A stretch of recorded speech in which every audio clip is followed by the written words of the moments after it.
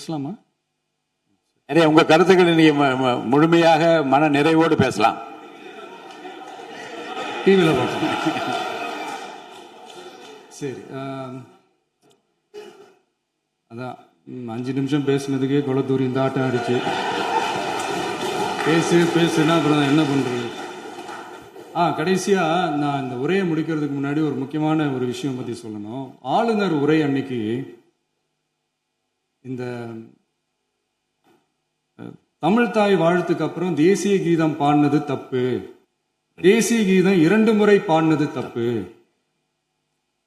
அப்படி ஒரு நிகழ்வு இதுக்கு முன்னாடி இந்த சட்டசபையில நடந்ததே கிடையாது, அந்த மரபையே மாத்திட்டீங்க, இப்படி ஒரு பெரிய ஒரு போர் மாதிரி எதிர்கட்சியை சார்ந்தவங்க எல்லாம் சொன்னாங்க இல்லையா? அந்த மாநில உரிமை போராளிகளை, அந்த மரபு காக்கிற உரிமை போராளிகளை ஒரே ஒரு கேள்விதான் கேட்கணும். 2021 ஆகஸ்ட் 2 ஞாபகம் இருக்கா? Centenary celebration of Tamil Nadu legislature. அந்த ஃபங்க்ஷன்ல நம்ம முன்னாள் முதலமைச்சர் கருணாநிதி அவர்களோட கலைஞர் அவர்களுடைய கலைஞர் அவர்களுடைய புகைப்படத்தை மாண்புமிகு குடியரசுத் தலைவர் திறந்து வைக்கிற ஒரு ஃபங்க்ஷன். அந்த ஃபங்க்ஷன்ல national anthem followed by Tamil Thai Vazhthu அப்படின்னு அறிவிச்சது ஞாபகம் இருக்கா?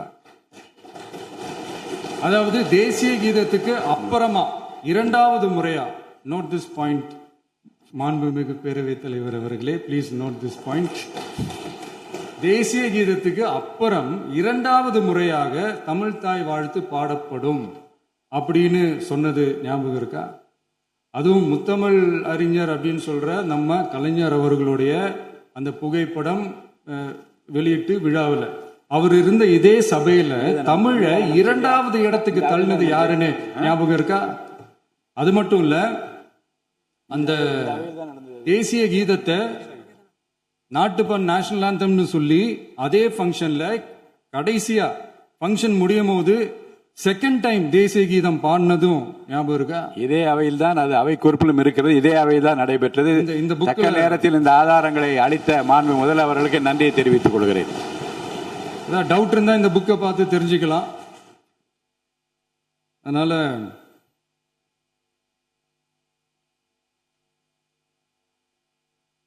இதெல்லாம் கேட்டா என்ன சொல்லுவாங்கன்னா, அது ஜனாதிபதி கலந்துகிட்ட ஃபங்க்ஷன், அதெல்லாம் அப்படிதான், அதெல்லாம் கண்டுக்க கூடாது அப்படின்னு சொல்லுவாங்க.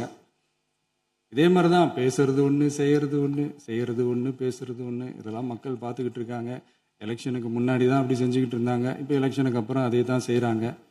இந்த விஜயையும் சாமானியர்களின் உண்மையான சமூக நீதி அரசையும் அவமானப்படுத்துறதுக்கு தான் அவங்களோட அந்த பொலிட்டிக்கல் சீனியாரிட்டி அது பயன்படுத்துது போல. சரி, செய்யட்டும், நல்லா செய்யட்டும். இப்போ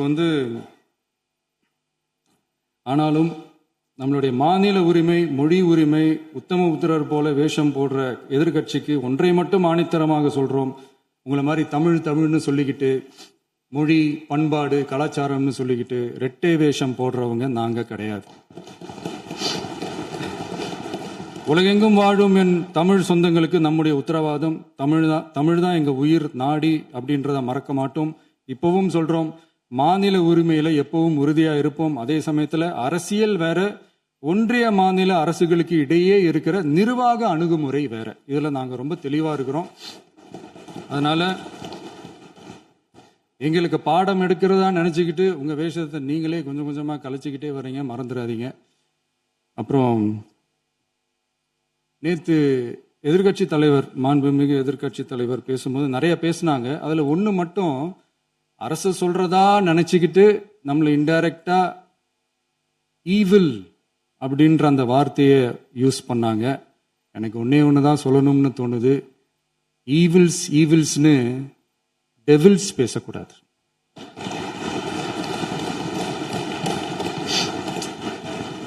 அவங்க இருந்திருந்தா ஒரு ஆக்ஷன் பண்ணணும்னு எனக்கு தோணுச்சு. எல்லாரும் போயிட்டாங்க. பர்மிஷன் பண்ணலாமா? இப்பவும் பண்ணலாம், ஒன்றும் தப்பு இல்லை.